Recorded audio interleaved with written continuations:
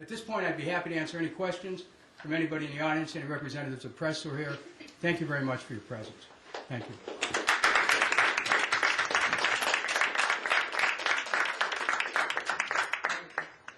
Yeah, please do. Go ahead. Yeah, I'll repeat the question at this one. Go ahead.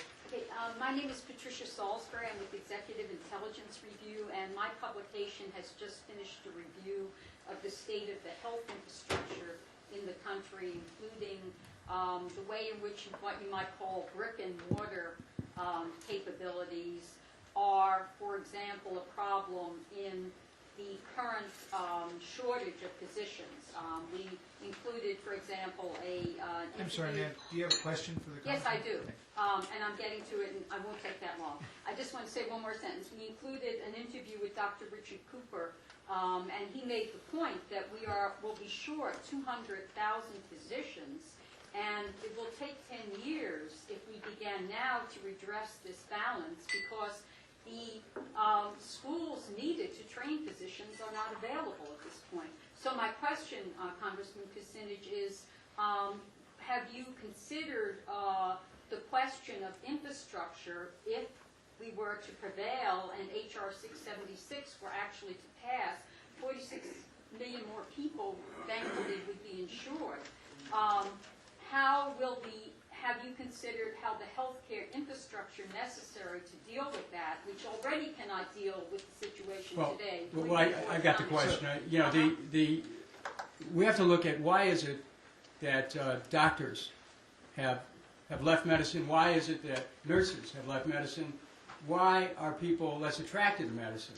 And I would submit to you that the for-profit system has made it very difficult for nurses to be able to do their job, that in effect has substituted management rigors over patient quality, thereby causing many nurses to just have to leave the profession in desperation.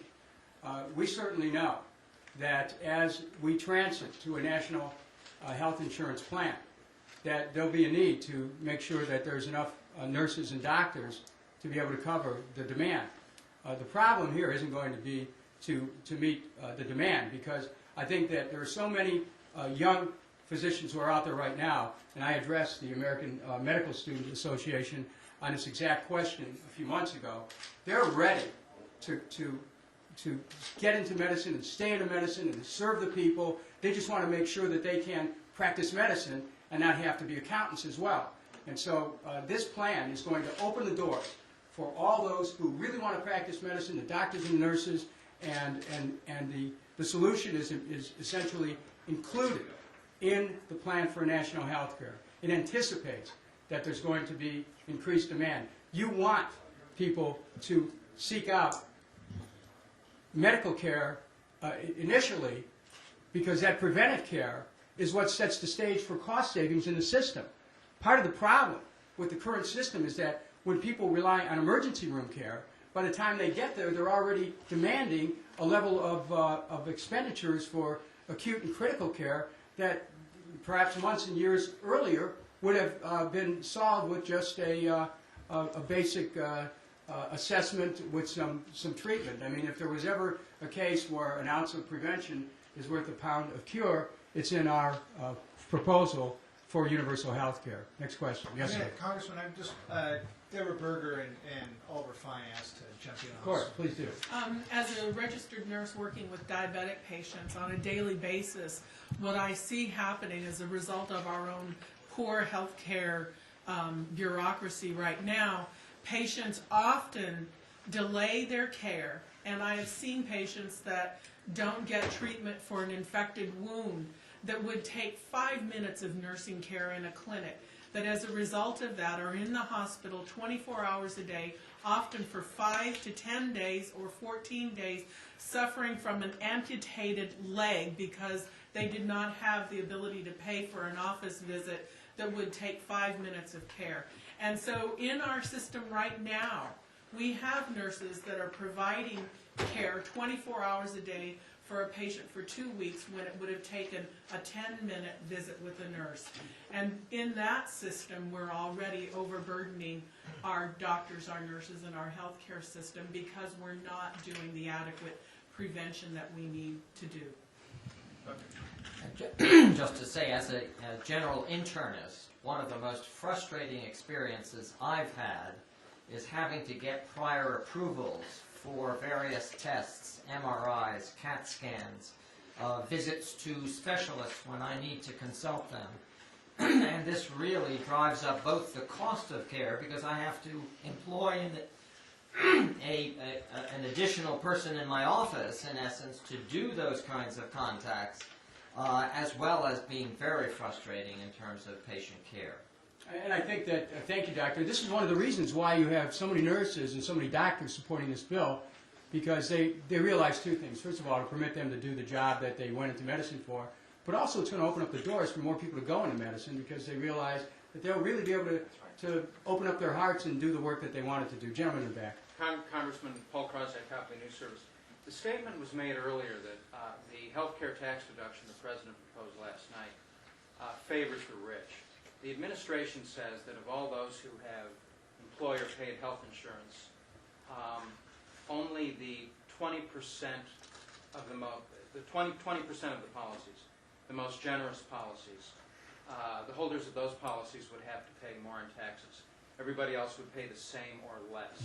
So the question is, how does that favor the rich? Well, let's say the President's proposal is so-called tax reform. It's not health care reform.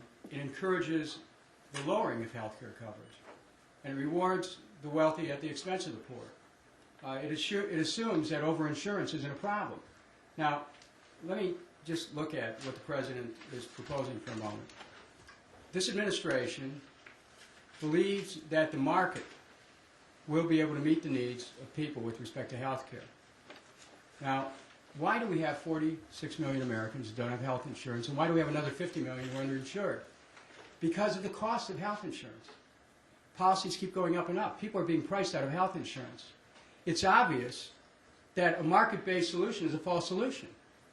So what this bill does is it changes a healthcare system from for-profit to not-for-profit. Let me give you some statistics. We spend about $2.2 trillion a year for all healthcare spending in America. It's about 17% of our gross domestic product. Now, a little more than 1 out of every $4, $500 billion more, goes for the activities of the for-profit system, for corporate profits, stock options, executive salaries, advertising, marketing, the cost of paperwork, 15 to 30% or more.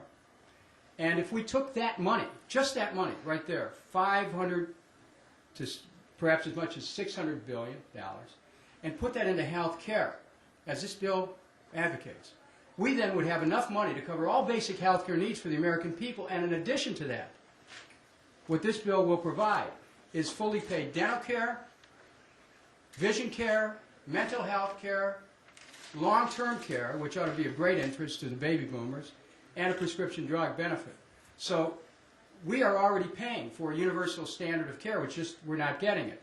And this bill recognizes the resources are there. So the President's desire to hold on to so-called market-based reforms fails over and over to recognize the very reason why we have a crisis in health care is because our system is largely run and driven by insurance companies.